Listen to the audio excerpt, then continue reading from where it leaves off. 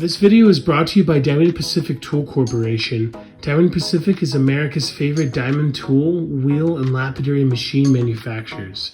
For nearly half a century, Diamond Pacific has set the industry standard for diamond lapidary equipment. Join the majority of professional lapidaries and choose Diamond Pacific products such as their Nova wheels, Pixie, Genie, and Titan gem makers, as well as their wide selection of other high-quality lapidary diamond products. Check out Diamond Pacific today and find out why they're considered America's premier diamond lapidary tool manufacturers.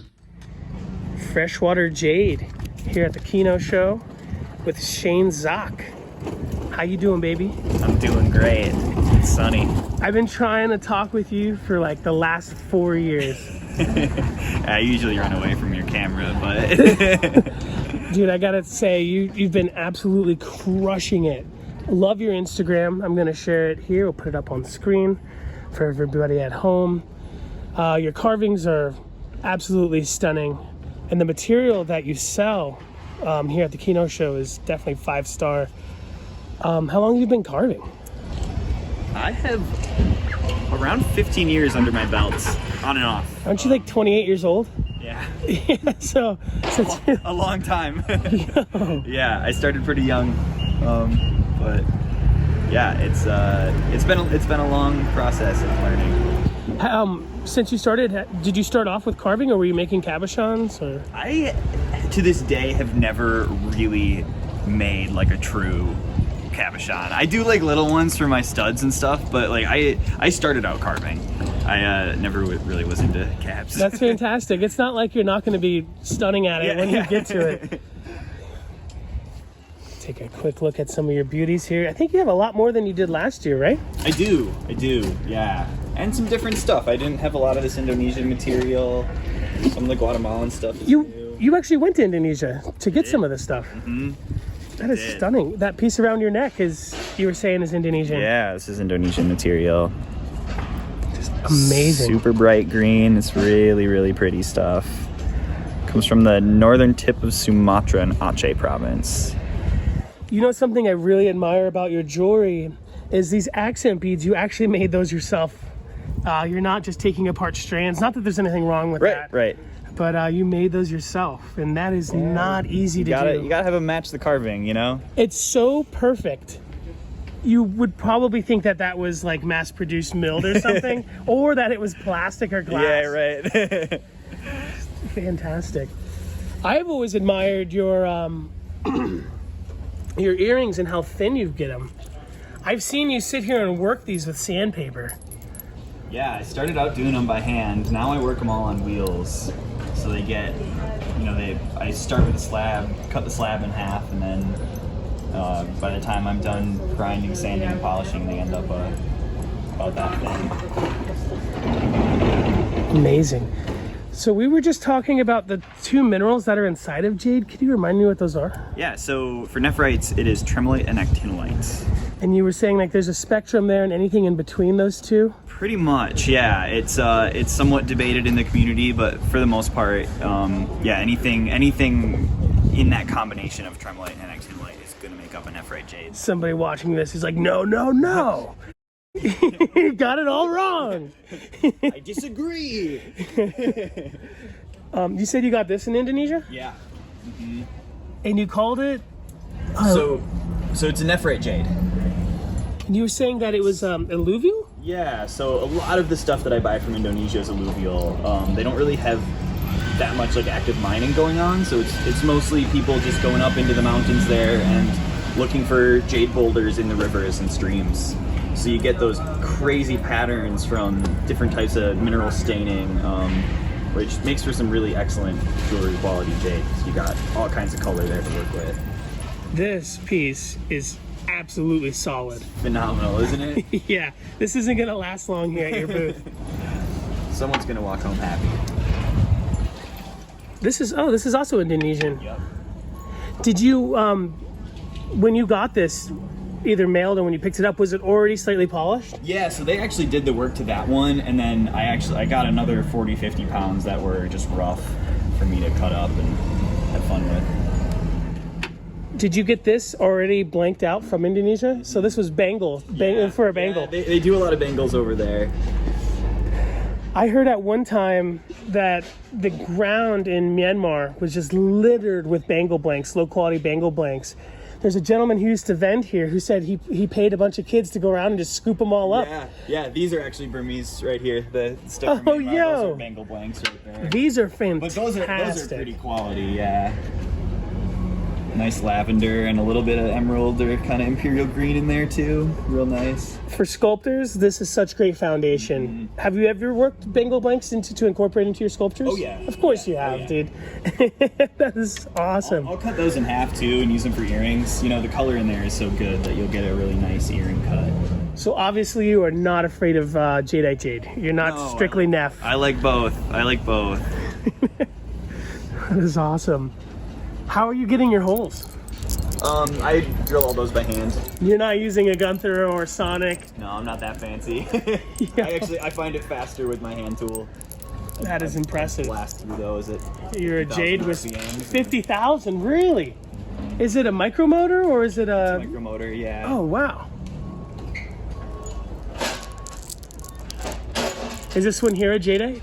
That's an Ephrite, Siberian. The one next to it, that real bright green, is a jadeite. Also from Siberia, but Is most jade from Siberia jadeite? there's small quantities found there, but most people would be more familiar with the jadeite from Myanmar, and then there's also jadeite from Guatemala. There's a lot of people who want people to think that it only comes from those two places. What are your thoughts on the purple Turkish? Some people say it's not, it just has some minerals in there. And Yeah, I feel similar to the percentage of jadeite that's in it. It's like, from what I understand, it's like a 60-40 mix. So 60% jadeite, 40% other things. I've It's heard pretty. other numbers. It is pretty.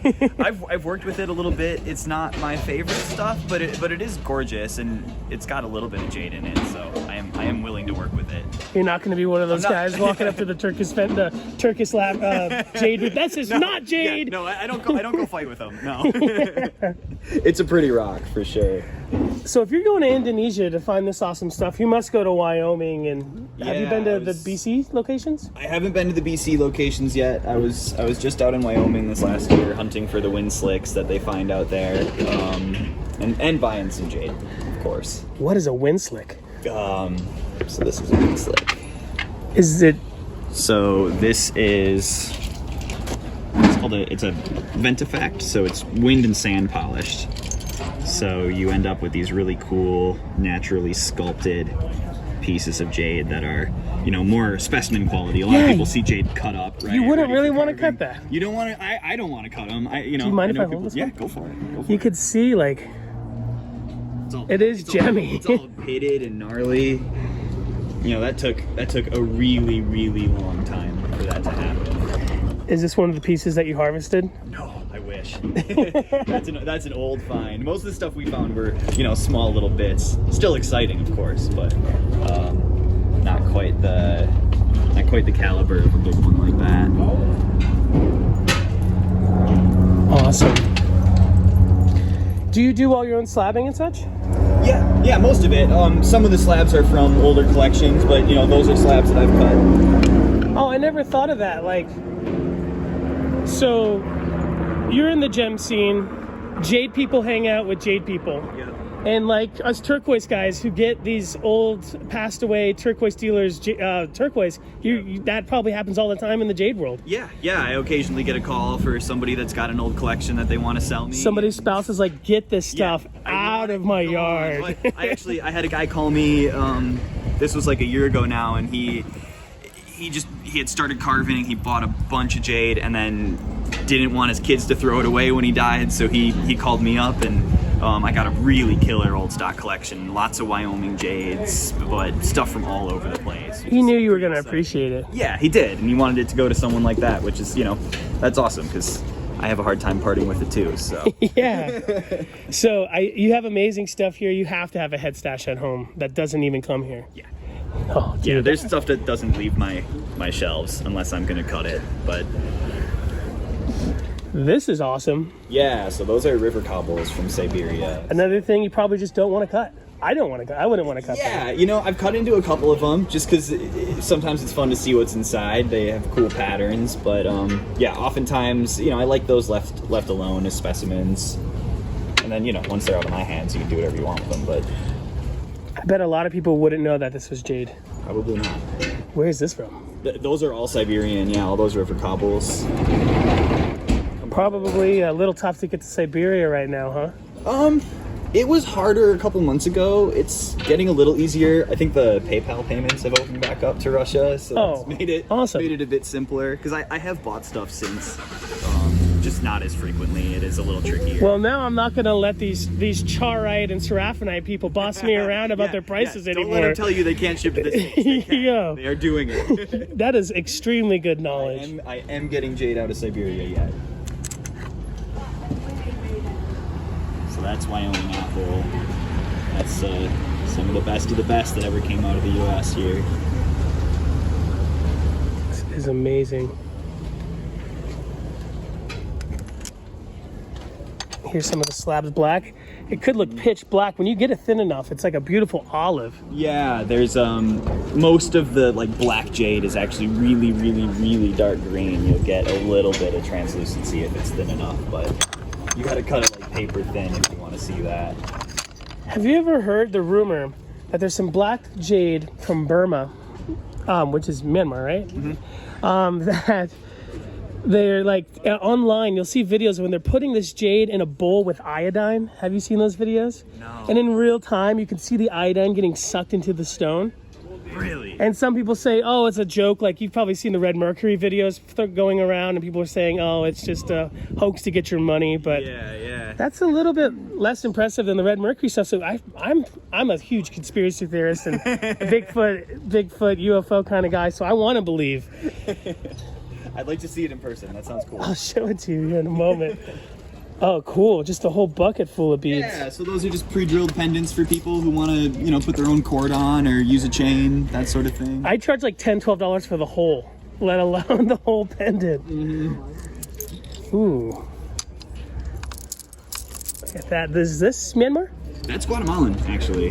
Holy smokes. So there are some like kind of lavender, they call it lilac tones coming out of Guatemala. They're pretty rare, they're pretty scarce, and a lot of them are, you know, a little fractured up, but they're just beautiful colors. Do you know Jesse from Mayan Mountain? Yeah. He's a cool guy. Yeah. Has he showed you his fushigi skills? His contact juggling? Yeah, I've seen that. He's got a bracelet from me, a lot like this one with the, you know, all the different types of jade and whatnot. I love these yellows. Yeah, those are cool. Are you doing the tumbling? Yes. Yeah. Is nephrite hard to tumble? It can be. I don't seek a really high polish on my tumbles, so I like this kind of satin matte. If you're looking for a really high polish, it can be achieved, but it is pretty tricky. Jadites will polish up and get really shiny, but you know, I've got a process for the stages that I do, and I've got it down to a pretty good science at this point for how I like to tumble. I definitely love the satin finish. I was given some Haitian nephrite, Okay. which I didn't even know. Yeah. You never think what's coming out of Haiti. Yeah. Well, so the Haitian stuff is that would be China probably. Mining it, or it's from China called Haitian? Yeah, so like the Hotan, it comes from like the Kunlun Mountains. They mine it there, and then it comes down through the Hotan River. Then yeah. So it's not from Haiti? No. What? It's just the terminology is a little funny, but that's kind of their like name for a lot of it. Heard it here first. Yeah. Knowledge, straight jade knowledge. I'd like to see some jade from Haiti though. That sounds cool. Haiti's got to have some killer stuff. In a way, I want to see it, but at the same time, it's probably for the best. Like let it, or keep it just Haitian mining and Haitian distributing, and because it, you know, Haiti love. I love Haiti. I love Haitian peoples, and I wouldn't like to see someone go over there and just exploit it. More wind slicks. That one had a big quartz crystal sitting in it at one point. You can see the What? see where it was. Whoa. Used to sit. Oh dang! I was looking at this little. That's a pocket there. Yeah. So a lot of the Wyoming jade filled in pockets of quartz crystals. So you'll often see quartz crystals either embedded in it or they used to be there. You'll get pseudomorphs of quartz crystals, which are really sweet. So I know you live in Wisconsin, right? I do. Do you go to the Big Sur Jade Show or the Monterey? I'll be in Monterey this year vending. I heard it was great for like the first or second year that happened. Yeah. It's a cool show. All us jade folks are going to be out there. Must be like home, your jade family. Yeah, I'm excited. I've never been to the festivals out there, so I'm excited. You haven't even been to the Jade Cove one, huh? No. Well, it's Santa Cruz, I guess, right? No, they do one in Big Sur. Yeah. Oh, yeah, Big Sur Jade Festival. It's in the name. Totally. But I'll be at Monterey this year. That happens like the first weekend in June, I think. You would think that these blues and purples would be a lot more expensive. Yeah, I've got them at a pretty reasonable price. Oh, these are Guatemalan. Yeah, absolutely. I guess I'm just so used to seeing the Myanmar's being purple that The Myanmar jade gets real expensive. The Guatemalan can too, but it just depends on the color and clarity. And I should have asked a lot earlier. Can people contact you like on Instagram to order any rough or any of your pieces? Definitely. If you're trying to get in contact with me, Instagram is by far the best. Email, I am somewhat unreliable, but I will respond to you eventually if you go through that method. Yeah, hit him up on Instagram. There's going to be people who are just going to sign up for Instagram for the first time just to bug you. Come say hey, progress photos, new work, all kinds of stuff, updates of where my shows are going to be, all that stuff. And this is the Pure Passion pieces here. Yeah, those are the fun ones. Is this Guatemalan here? Yeah. So is this blue what they call Princessa, or is that something different? Man, I'm somewhat unfamiliar with the terminology down there. I've had people walk me through it and I still get confused. To me, it's just like good Guatemalan blue. Yeah, which is good enough for most people. Yeah. I mean, Jesse, he's a big Guatemalan guy, but versed in some of the more like technical names of that stuff. Roughly we can't just say this is how long it takes to make any of these, but we can say how long did this one take, you think? You probably get lost in time. Man, it's so hard for me to say. I have sat down and I have tried to time myself. I'll start timing and then I'll forget to turn it off. So I don't really know. Carvings like that can take, upwards of 40, 50, 60 hours, something like that. Look at that bead. That is tremendous. That's Guatemalan as well. I like that you're selling these individual beads. I think a lot of us just get so oversaturated with the ideas of beads, especially at the Tucson show. Yeah. You probably even get people asking, hey, can I buy a strand of this? Yeah. You can. Yeah, why not? I've got one on the other side there that's attached to that beetle carving, but I prefer the individual ones. I do a lot of those on Etsy. The first person I ever heard of making individual beads and getting more than cents was Daniel Lopacki. He's a great bead maker. He was where I initially learned how to make beads. His website, awesome guy. I mean, he won awards in China, and they're great bead makers, so that's saying something for sure. Yeah, those are all done by hand. And I think I asked you, you're not spinning it on a rotary tool, you use a pin vise. Yeah, I use a pin vise for some of them. I've got some steel rods that I hang on to for some of the bigger ones, just because they can be a little unwieldy on a pin vise. But when I see this, I think of those Japanese dragon spirits. What is that to you? I love that. I like that interpretation. The Ryu or something. I've been calling it a space caterpillar. Oh, again, that bead above it is just tremendous. Thank you. Yeah, I think it really adds to the carving, giving it a cool accent bead. Might as well spend enough time on them. Jeez, it's just so alive. In such a actually relatively simple form, but the depth, I guess you'd call it value. Value is the difference, on one piece that some is satin and some is polished, right? Yeah. And I like combining them, especially on the little space caterpillar down here. He's got his little space suit or whatever is all shiny, real high gloss, and then the rest of it is just like a fine matte. Yeah, for those that can't see, because the camera, it is three-dimensional. It goes all the way around. That is awesome. Space caterpillar. This one, when I think of you, I always think of this beetle here. Yeah, the stag beetle.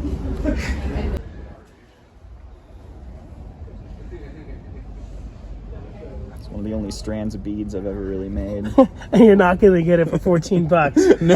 No, absolutely not. So is this a combo of Guatemalan and something else? Yeah, so the white is a Guatemalan Luna, they call it, and then it's a Wyoming Edwards, the black. Some of the highest quality black jade to ever come out of the States. Are the teeth aren't adhered? Is that where the strands are holding them in? So the cord runs all the way down through the beads here. The head is hollow, and then the What? I did not know it did that. yeah, the mandibles move. A lot stronger than glue. Those things are never coming out of there. Oh, in the back. I didn't even know the back was finished. Oh yeah, of course. And there's just thousands of little dots, hand stippled. There's a gentleman, or maybe there's a few, I just follow one, who makes peyote buttons out of jade. Yeah. And he has like spinning flowers where the strand meets. Super cool, yeah. Yeah, I like the stuff where it's held in by the cord. You know, you get a little movement, and it's fun to combine different jades. I like the black and white kind of look with this one. And obviously you're not going to get lazy with the jade finding. Of course not. Just amazing.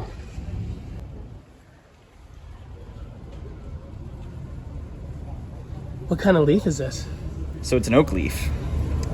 Amazing.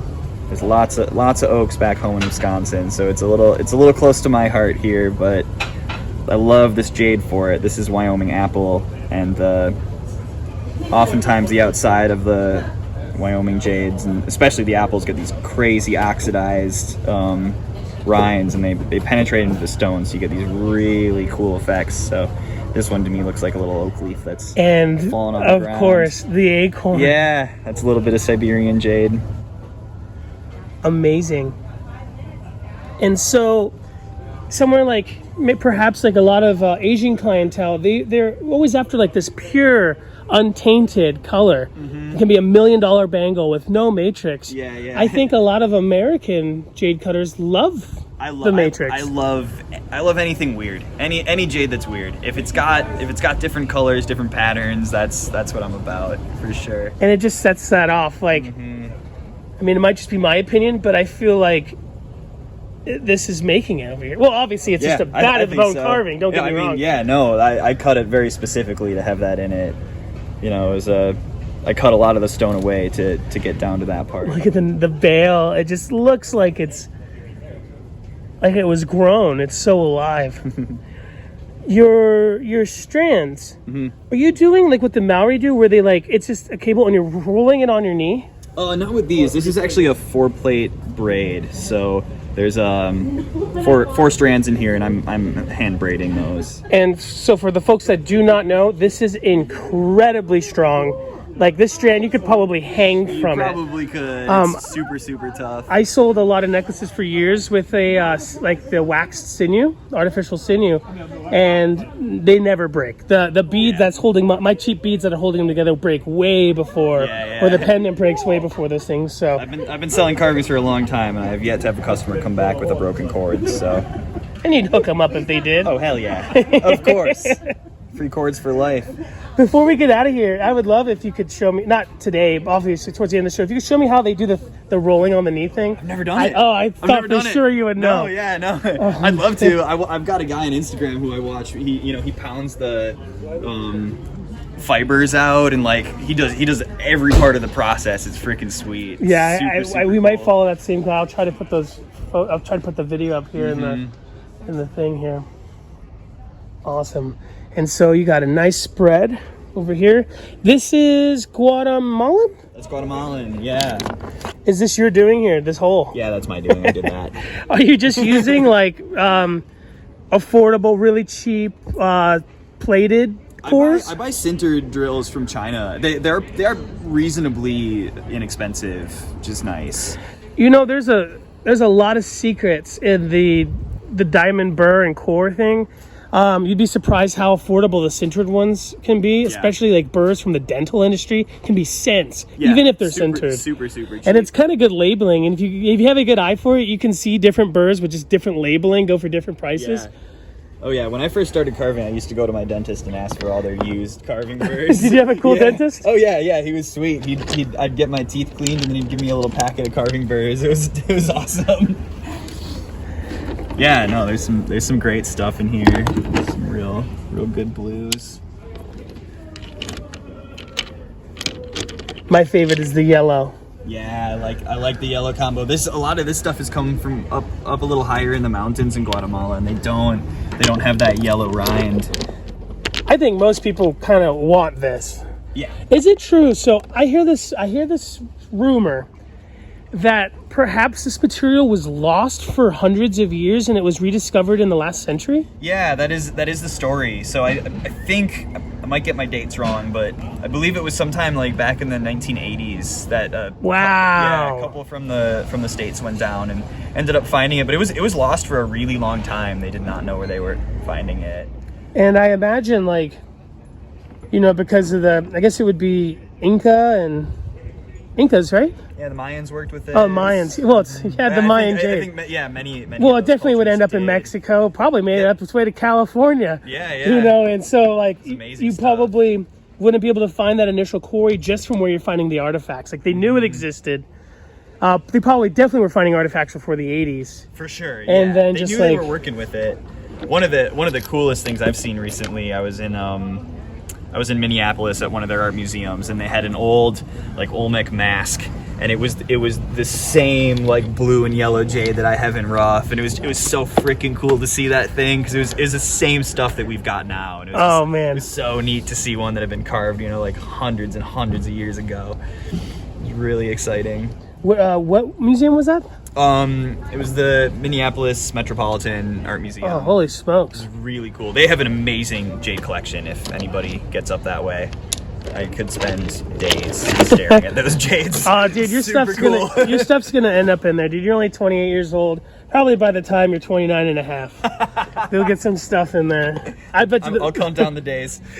So, I was talking to Roger, who is a big jade guy. A lot of people in the jade world knows Roger. I was at Red Rocks. I could just point him out in a crowd. I could see his hat. Yeah, quintessential. Oh, yeah. And he was saying that there's some jade carving competitions. Yes. There's some in overseas and there's some over here. Does that still happen? Yeah, China more notably.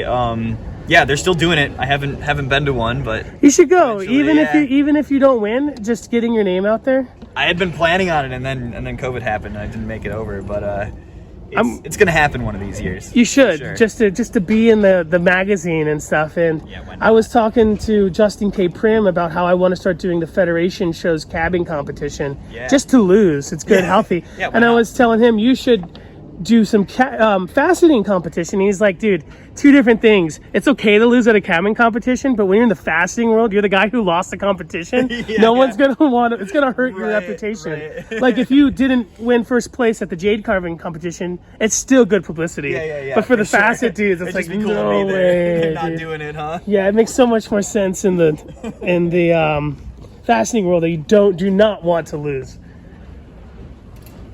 And so here's some of, I wouldn't really even say that this is more affordable. They're both really affordable, but depends what you're after. But yeah, look at this. Rock solid, practically fracture free for $30. And so you can contact our good friend here if you're interested in any rough. He can meet your price point. You can let him know perhaps something that you're interested in. I would definitely love to pick up some of this Indonesian from him. I'm sure a lot of you folks watching would too, because I just never even heard about it. It makes total sense. But I guess in Indonesia, perhaps there's just a lot of other stones that are kind of a little bit more known, like it was woods 6 or and 7 stuff. years ago that they started finding that stuff. Really, that makes new. it's not. It's new. Yeah, interesting. New to the market, not new to the earth. Cali, so this would be Big Sur? You know, I'm not sure about that stuff. Is there stuff? Wait, is there jade coming out of California that's not Big Sur? Yes. Yeah, there's a few different locations, and I am not as well versed as somebody from California would be, but that one I got in an old collection, just labeled California. So for me, it's you know, I don't know where to put a location on it. Honestly, it doesn't look like it came from the ocean like the other stuff. Yeah, it's definitely not. That's an inland jade for sure. Somebody pulled that out of the ground. It's cool stuff. It's just super. Oh, it's beautiful. And so this polished one must have been from a collection as well, right? Yeah, and that's not actually a jade. It's like a souvenir. But I threw it in because it's pretty. Jade people probably love this stuff They too. do. Yeah, it's green. Yeah. Good polish. Had to have been vibrolapped. You know, I don't know if you know this, but over by Big Sur, did you see half that freaking shoreline fell in? Oh, recently? It's time to go dig. Yeah, it's a good time to go dig it if half of it fell in. For real. Oh my. Oh, look at that. There's nothing like a good old label, huh? I love it. Trinity Jade. Where's that from? Yeah, again, I'm not. Oh, it's a Vesuvianite. Yeah. Mm-hmm. Is it named out Picking up all after? my non-jades here. Yo, that's fine. Yo, this is awesome. Yeah. This is literally. This is literally less than 1.5 the price of this is less than 1.5 cocktails in Tucson here. Maybe not even the What do you price of one want more? cocktail. Yeah, it lasts longer. This stuff is super gemmy. It's really, really pretty stuff. And because I'm a jade dealer, somebody's gonna get a deal on that. Is it named after Mount Vesuvius? I have no idea. This is trippy. Yeah, it's pretty, isn't it? Totally. It polishes up real good. And what's your booth number? ES9 ES9 on the Keno Strip. on the strip. One of the best The Keno spots. Strip. The Keno Strip. Yo, here at Blue Bead Rock Shop, Stevens Point, Wisconsin. Definitely want to come check them out. They got all kinds of good stuff here. They got the Wisconsin Moonstones. We'll take a look at that sometime soon. They got amazing blue lace specimens. Yeah, you can get the rough from a lot of places, but the quality of specimens that they process themselves is fantastic. You can't miss Homeboy's Jade. It's right here on the strip, baby. Across from Quasars.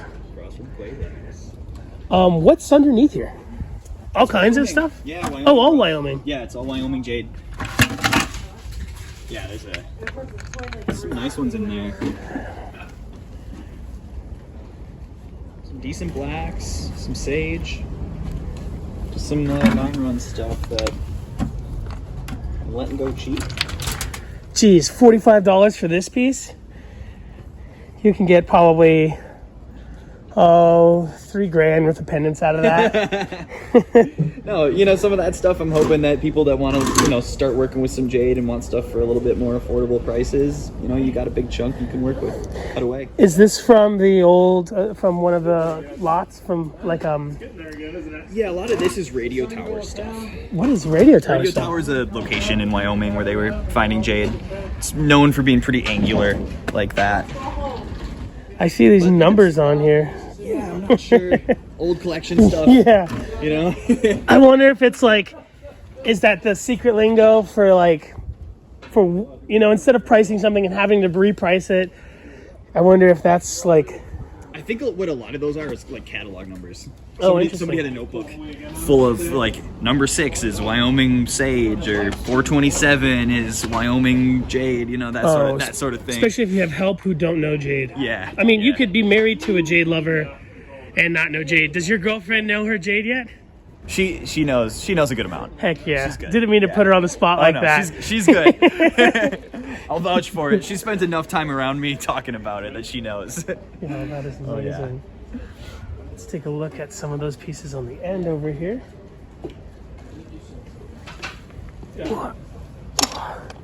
So it is very affordable. The gentleman is practically giving this stuff away. Some of the higher priced pieces on this table will not pay for a hotel room in Tucson right now. This Siberian one's a steal because that polish is really good. They're not doing that on a cabbing machine. That's got to be like a bull wheeler. Maybe they tumbled it or something. So I hear a lot of Jade people are not afraid of silicon carbide wheels, and perhaps it can keep down some undercutting or I guess orange peel. What is your orange peel secret? I mean, that would be diamond for sure. Carbide I use for like a good matte towards the end. But yeah, I like both, you know, but they both have different applications. When I'm working on my carvings, a lot of my finishing stages are carbide. It works well with the Jade. They sing to each other. Heck yeah.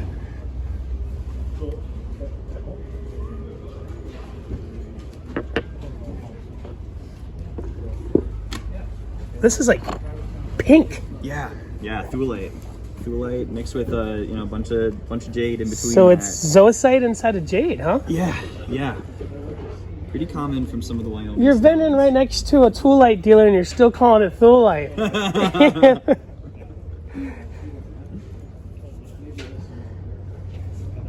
I call it thulite too. I like thulite. Because if I say toolite, like just- then people aren't going to do know it. what I'm talking Can't about. do it. Everybody knows what thulite is. Yeah. This is actually super cool. It's really neat stuff.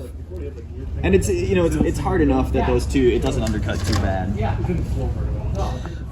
Final polishing jade, well, let's say nephrite compounds. Is it aluminum oxide? I've heard people get results with that. I know folks that use like a diamond paste. Ooh, that makes a lot of sense. Diamond is great, but Covington makes a couple good polishes as well. Some of the aluminum oxides are really nice. Not cerium though. I don't have any luck with cerium.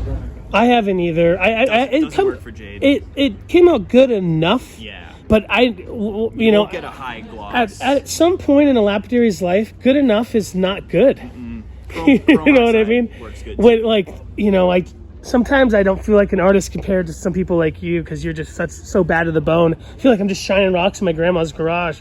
But when you take the time to really know a stone, what compounds it wants to be polished with, because it's begging for us one thing. There might be a bunch of things that will work, but it's begging for something, and that's when I really feel like a mad scientist, lapidary artist. Works good. Jade likes heat too. Yeah, that's what I was going to ask you. Some people say like dig in there. Yeah, you don't want to get it super hot because you'll crack it, but it can get hot. Do you ever? Okay, so what are you charging diamond paste on? If I'm gonna use diamond, Because you don't cab. I don't. I don't know if we talked about that on camera. Closest I get to cabbing is beads. Which is 5 times harder than cabochon. So I don't remember if we talked about that on camera. You said you probably never just sat down and dedicated to make a straight cabochon with that intention. So I guess you wouldn't.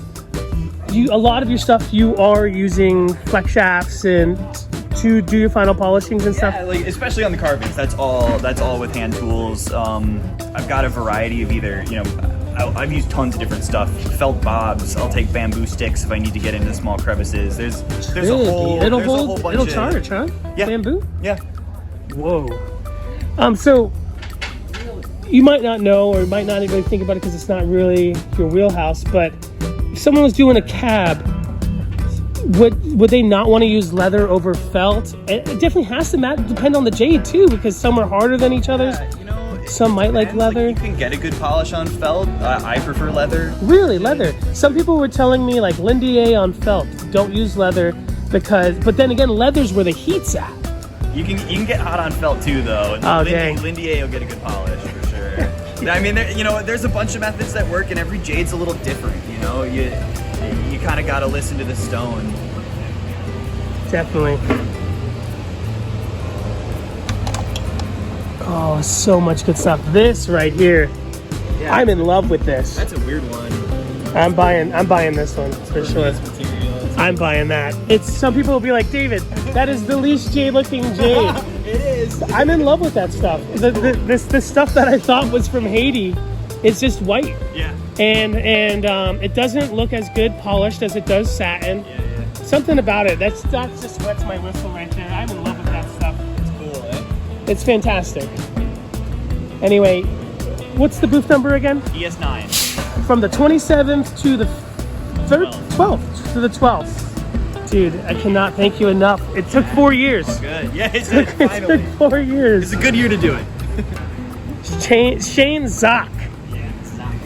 Good old German name.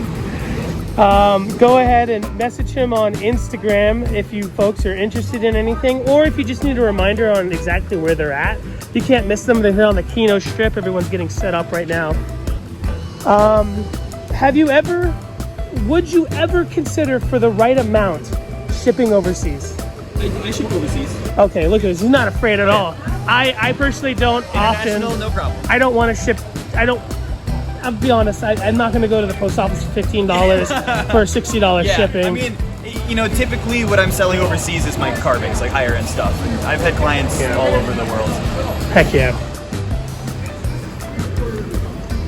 Shane Zock. Freshwater Jades here at the Kino Show. Come check them out.